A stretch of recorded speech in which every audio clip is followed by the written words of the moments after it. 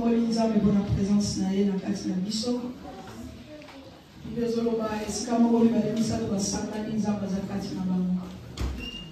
Bible ezoloba te esika bato mibale basangani mpona makambo na bango, mpona kotonga, mpona kotyola nde aza wana. Bible ebi esika bato basangani mpona lokumu na ye. La Bible nous dit là où deux personnes sont réunies pour sa gloire. Kati ya église tosanganaka mpona lokumu ya nzambe. Et dans l'église, nous nous réunissons seulement pour la gloire de Dieu. Chaque fois tosanganaka ya la présence de Dieu. Et c'est pour cela que quand nous réunissons, il y a la présence de Dieu. Dieu tellement mon amour, teleki na liboso awa te obeya fami na nsima talaki zamba monene ya pembe na mandefa monene bareception na film peut-être nde omona aloko la présence ya nzambe eza te. Mais nangi nayebisa yo ke Mais je veux te dire, esika moko mibale misato là où deux personnes sont réunies, nzambe aza na bango. Dieu est avec nous. Alléluia. Amen. Nzambe aza na biso awa. Dieu est avec nous. Et l'après-midi, et cet après-midi, j'ai béni Dieu. Parce que j'ai eu la grâce encore de prêcher dans la maison de Dieu. Amen. Amen. C'est pas donné à tout le monde, mais moi j'ai eu la grâce aujourd'hui. C'est pour cela que je suis reconnaissant de Dieu. Merci pour la grâce qu'il m'a donnée. Et j'ai béni Dieu pour ta présence dans cet endroit. D'autres ont fui le froid, ils ont préféré faire la maison. Et d'autres ont préféré faire ce qu'ils avaient à faire. Ils ont oublié cet après-midi. Et la Bible nous dit c'est pour cela que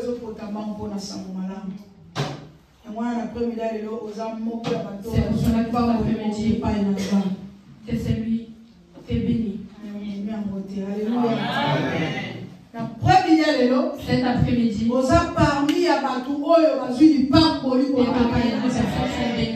parce que yo comprendre l'évangile. Parce que toi tu as compris l'évangile. C'est pour cela que je suis venu. Bien-aimé,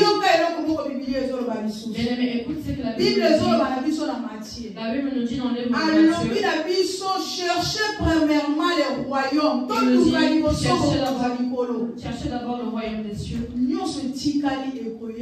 Et tout ce qui viendra viendra. Toi, cherche d'abord le royaume des cieux. Qu'est-ce que c'est le royaume des cieux? Le royaume des cieux, c'est de venir dans la maison de Dieu. Le royaume des cieux, c'est écouter la parole de Dieu. Et le royaume des cieux, c'est écouter la parole de Dieu. Bien-aimé, venir à l'église, c'est bien. Écouter la parole de Dieu, c'est bien. Prier, c'est bien. Mais le plus important, mais ce qui est important, ce qui est encore plus important, c'est d'obéir à la parole de Dieu. Quand nous écoutons la parole de Dieu et que nous obéissons à la parole, c'est là où tu prépares ta vie éternelle. Bien-aimé, notre passage dans ce monde, c'est pour que nous puissions préparer la vie éternelle. Chacun d'entre nous, il doit savoir comment préparer sa vie éternelle. Beaucoup de personnes sont attirées par la distraction.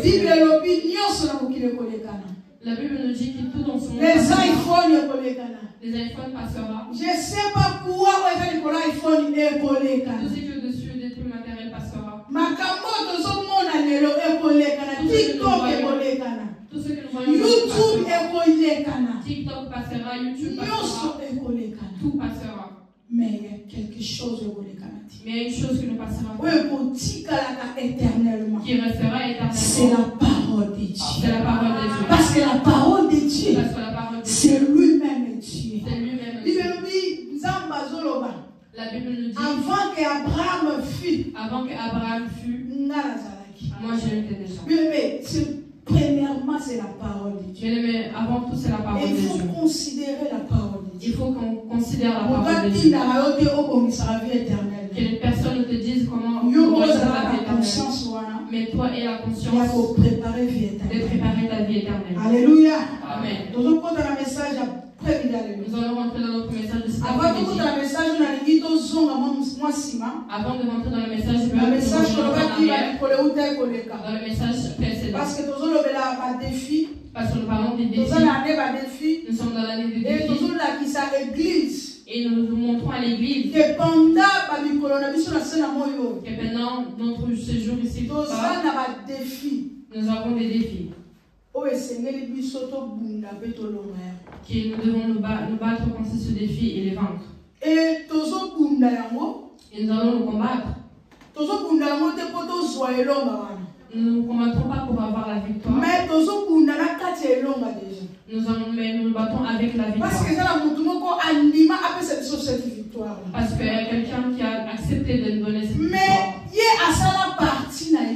Mais lui, il a fait sa partie. Et nous aussi, ça nous demande de faire notre part. Et chacun d'entre nous,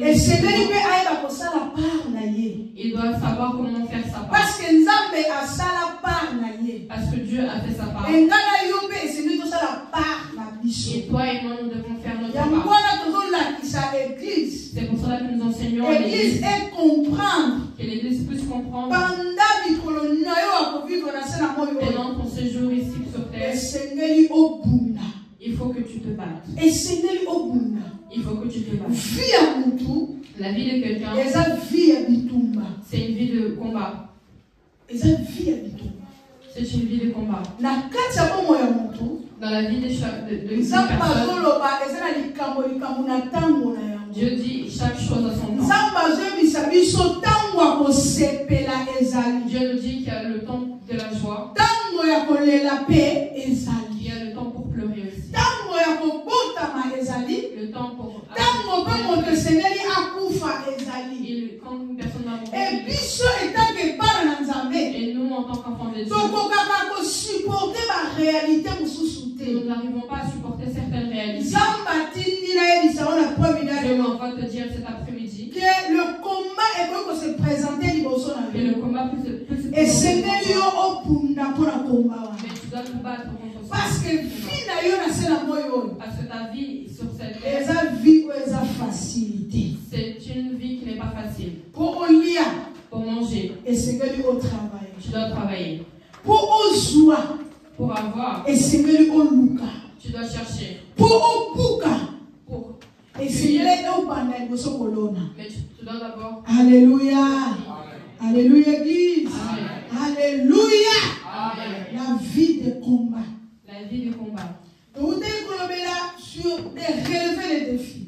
Nous avons parlé de relever des défis. Je ne reviendrai pas en arrière. Mais je vais juste faire un petit pas en arrière. Nous avons parlé de David. Que David, et quand on parle de notre vie en tant même celui qui n'est pas encore enfant de Dieu. Parce qu'il y a une chose que les gens n'arrivent pas à différencier. Nous ne sommes pas enfants de Dieu. Mais nous devenons enfants de Dieu.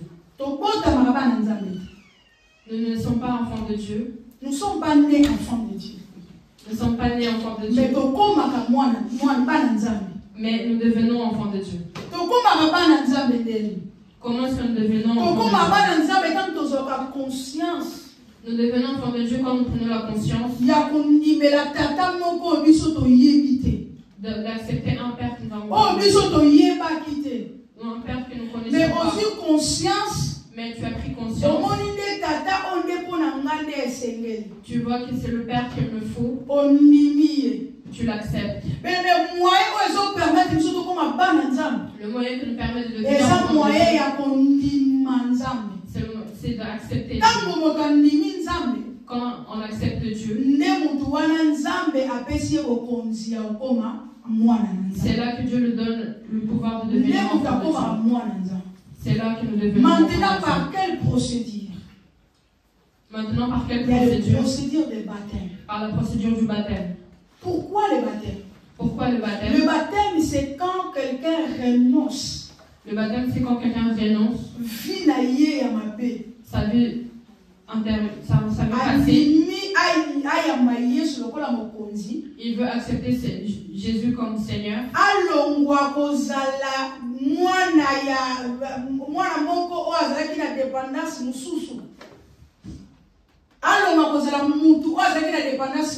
Pour laisser d'être un enfant qui était dépendant de quelque chose d'autre. Il faut que Dieu, quand il créait la terre, il a créé l'homme. Quand il va créer l'homme, il a créé toutes choses. C'est pour cela qu'il nous dit que Dieu nous a pas fait et ensuite nous sommes devenus. Il nous a fait ses créatures. Amen. Amen. Quand Dieu nous a créés, il nous a donné un ordre pour que nous puissions obéir. Et quand une personne n'obéit pas à ses ordres, cette personne qui avait c'est lui qui dépendait de Dieu. Il a accepté d'être indépendant. Qu'il puisse commencer à vivre par lui-même. C'est pour cela que Dieu va venir mettre un moyen de faire revenir cette personne et devenir son enfant.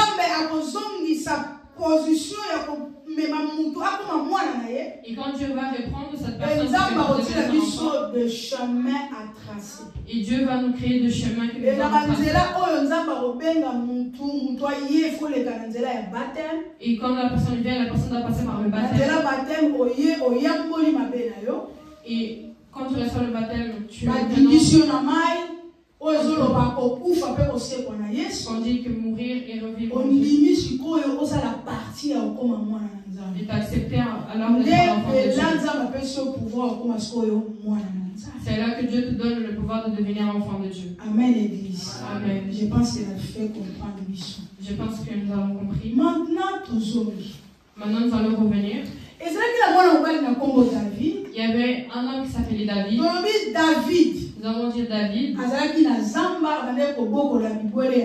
Il était dans le bois avec ses brebis, les brebis de son père.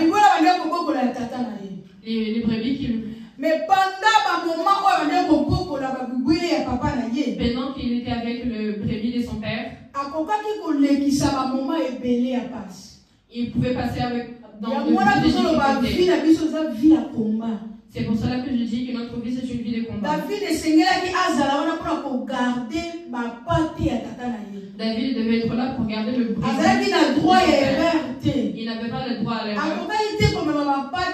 Par exemple, 100 à 80, 20 il ne pouvait pas partir avec 20 brebis et revenir avec 80. Ou les deux autres 20 ont été mangés.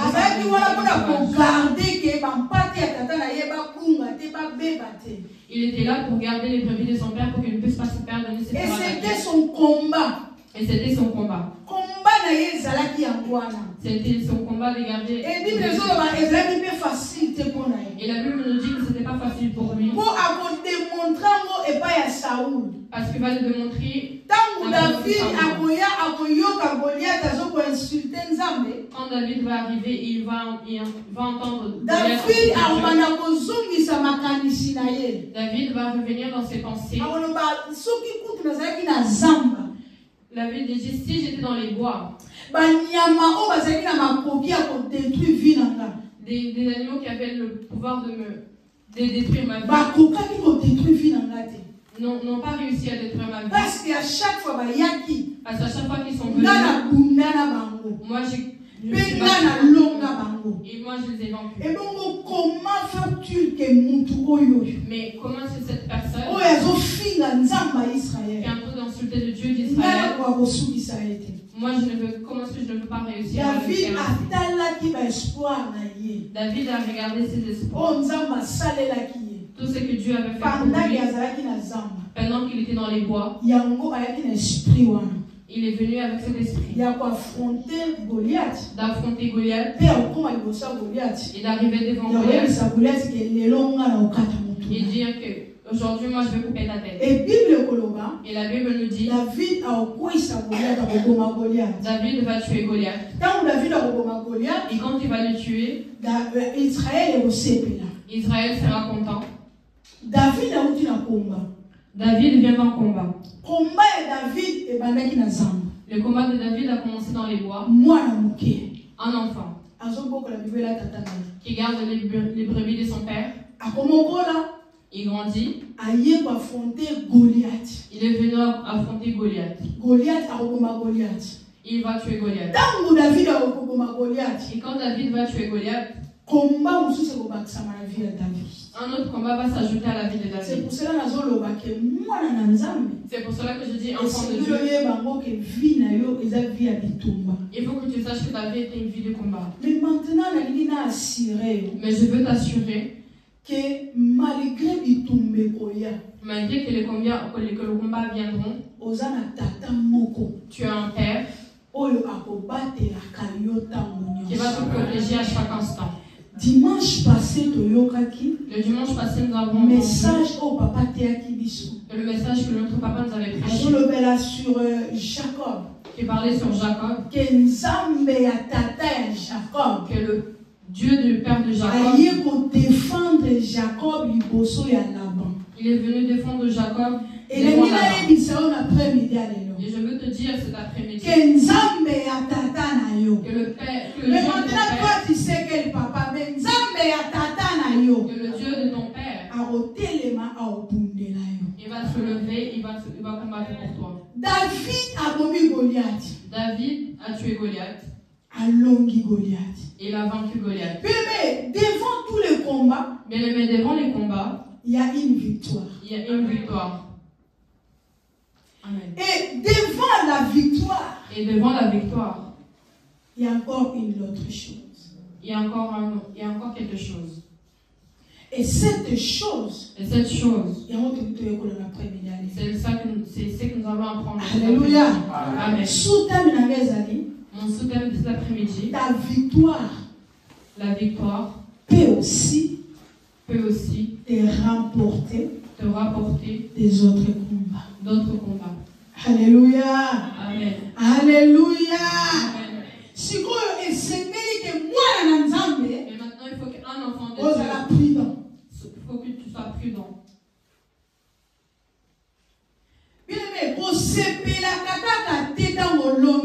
Mais ne sois seulement pas dans la joie quand tu vins. Parce qu'après la victoire, il y a encore des combats. Bien-aimé dans les Seigneurs.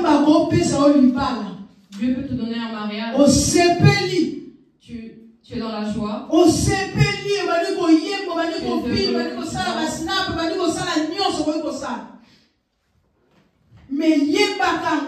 Mais sache que après le mariage, il y a encore des combats. Il y a encore un combat. Après le mariage, il y a encore des combats. Et il y a beaucoup de combats. Tu peux soulever dans ton mariage. Alléluia. Amen. Et ça va te il y a beaucoup de personnes qui sont mariées, mais qui ne sont pas heureux ni heureuses. Il s'est marié, a fait une grande fête. Les gens sont... Mais depuis qu'il n'est pas heureux dans son mariage. C'est encore une autre combat combattre. C'est un autre. Bien-aimé, quelque chose. Mais reste pas distrait dans quelque chose n'a pas ensemble. Parce qu'après le combat, après la victoire, il y a encore des combats qui vont surgir. Parce qu'après la victoire, il y a encore des combats. Alléluia. Amen.